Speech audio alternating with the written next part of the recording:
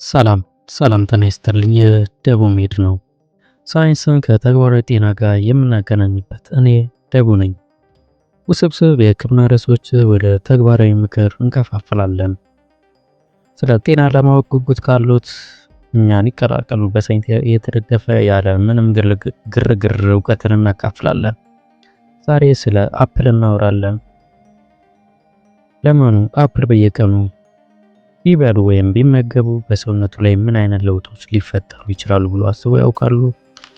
በቀን አንድ ፖም ወይም አፕል ከአንድ ሐኪም ጋር እኩል መሆኑ ያምኑበታል ወይስ አምኑበት? ይህ እውነት ነው ወይስ እውነት አይደለም? በየዕለቱ ፖም ብትመገቡ በሰውነቱ ላይ ምን ይሆናል ብሎ አስበው ያውቃሉ?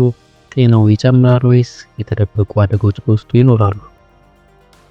ፖም ላይ ያለው አመለካከት ለዘላለም የሚቀይሩ አንዳንድ አስደንጋጭም ሆነ ጥሩ እውነታዎችን ስለ ፖም እንነግሮታለን። የመጀመሪያው ቁጥር 1። ከዛ በፊት ግን ቻናላችን ላይክ እና ሰብስክራይብ ማድረጉን አይርሱ። ይህ አዲስ ቻናላችንን ላይክ እና ሰብስክራይብ በማድረግ ይጀምሩ እንላለን። እንቀጥል። የመጀመሪያው ፈጣን የኤነርጂ እና የአንጎል ኃይልን ማበልጸጋ በውስጡ ይዟል። ፖም በውስጡ ከቡና ጋር ተመሳሳይ የሆነ ኃይል ማበልጸጋ የሚሰጥ ንጥረ ነገር በውስጡ አለው። ፖም ተፈጥሯዊ የስኳር ፋይበር እና የአንቲኦክሲዳንት በውስጡ የያዘ ሲሆን ቀስ በቀስ ኃይል እየሰጠን ኃይላችን እየጨመረ የሚሄድ ንጥረ ነገር በውስጡ ይገኛል። በሁለተኝነት ደረጃ ወይም ወደ ሁለተኝነት ከመሄዳችን በፊት ሳይንስ ምን ይላል የሚለውን ደግሞ እኔ ሳይንስ የሚሰጠን ስለ ፖም የሚሰጠን ማስጠንቀቂያ ስናይ አፕል በውስጡ ኳራሳይቲን የበለጸገ ሲሆን የእጽዋት ውህድ የአንጎል ተግባርን ከፍ የሚያደርግ የማስታወስ ችሎታን ያሻሽላል፣ እንዲሁም ደግሞ የአእምሮ ድካምን ይቀንሳል። ሳይንቲስቶች ፖም አዘውትሮ መመገብ የአልዛይመር እና የመርሳት አደጋን ይቀንሳል ይላሉ።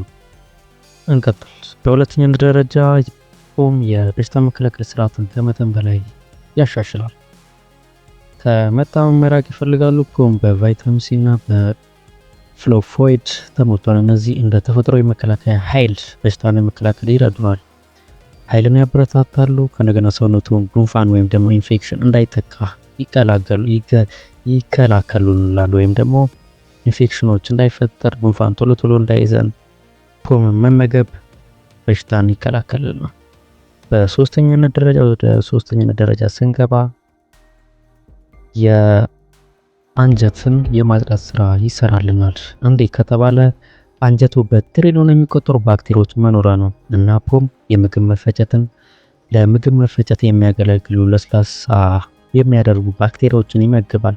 በፖም ውስጥ የሚገኘው የፒክቲን ፋይበር እና ተፈጥሯዊ መርዝ የያዘ ሲሆን ይህም መርዛማ የሆኑ ባክቴሪያዎችን ለማጽዳት ለሰውነታችን የሆድ ቁርጠት እንዳይፈጠር የሆድ መነፋት እንዳይኖር የምግብ መፈጨትን ይደግፍልናል እንደማለት ነው። እየቀጠልን ስንሄድ በአራተኝነት ደረጃ የልብ በሽታና የስትሮክ ስጋትን ይቀንሳል። ልብ ፖምን ይወዳል ብሎ ያምናሉ? ልባችን ፖምን ትወዳለች። ለምን ከተባለ ጥናቶች እንደሚያሳዩት በየቀን ፖም የሚበሉ ሰዎች በ27% ለልብ ህመም የመጋለጥ እድላቸው ይቀንሳል። እንዲሁም በ40% ለስትሮክ የመጋለጥ እድላችን ከደም ግፊት ጋር ተከትሎ የሚመጣውን እና ከስኳር ተከትሎ የሚመጣውን ስትሮክ በ40% ይቀንስልናል። ይህ ማለት የኤልዲኤል ወይም ደግሞ የሎወር ግሉኮሳችን ይቀንስልናል እንደማለት ነው። በመቀነስ የደም ወሳጅ ቧንቧዎች ውስጥ እንዳይጠራቀም ያደርግልናል። በዚህም የልብ ህመምን ይቀንስልናል እንደማለት ነው። በአምስተኛነት ደረጃ በተፈጥሮ ክብደትን ለመቀነስ ይረዳል። ክብደት ለመቀነስ እየሞከሩ ነው። ፖም ዝቅተኛ ካሎሪ ይዘት ያለው ነገር ሲሆን ከፍተኛ ፋይበር ስላለው ለረጅም ጊዜ ምግብ የጠገብን መስሎ ሆዶን እንዲሰማ ያደርጋል። ጥናቶች እንደሚያሳዩት ፖም ከምግብ በፊት የሚበሉ ሰዎች በአጠቃላይ 15% ያነሰ ካሎሪን ይጠቀማሉ። ለምን ከተባለ የጥጋብ ስሜት እንዲሰማ ስለሚያደርገን። በስድስተኛነት ደረጃ ካንሰርን ይከላከላል። ይህ አዲስ ግኝት ነው። በቅርብ ጊዜ የተደረጉ ጥናቶች አፕል የካንሰር ህዋሳትን የሚገድሉ እና እጢዎች እንዳይበቅሉ የሚያግዙ ልዩ ውህዶች በውስጡ የትሪፕቶፋን ይዟል። ፖም አዘውትሮ የሚበሉ ሰዎች ለሳምባ፣ ለጡትና ለአንጀት ካንሰር የመጋለጥ እድላቸው በ20 በመቶ ይቀንሳል። እየቀጠለው ሲሄድ በሰባተኛ ደረጃ የአጥንትና የጥርስን ያጠናክራል። ፖም ለጨጓራ ብቻ ጠቃሚ አይደለም፣ አጥንትና የጥርሶችን ያጠናክራል። በፖም ውስጥ የሚገኘው የፍላቮኖይዶች አጥንት ውፍረትን ለመጨመርና የአንቲኦክሲዳንት ለመከላከል ይረዳሉ። በተጨማሪ ፖም ማኘክ በተፈጥሮ ጥርሶችን ያጸዳል፣ እንዲሁም ደግሞ በጥርሳችን ላይ የሚፈጠሩ ቆሻሾችን ለማጽዳት ያገለግለናል።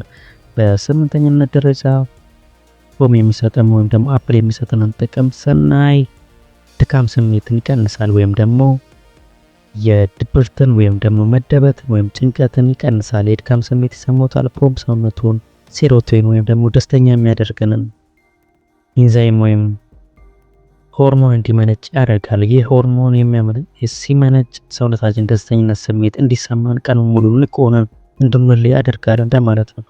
እና በቫይታሚን ቢ6 በውስጡ ስላለው ይህም ጥናቶች እንደሚያሳዩ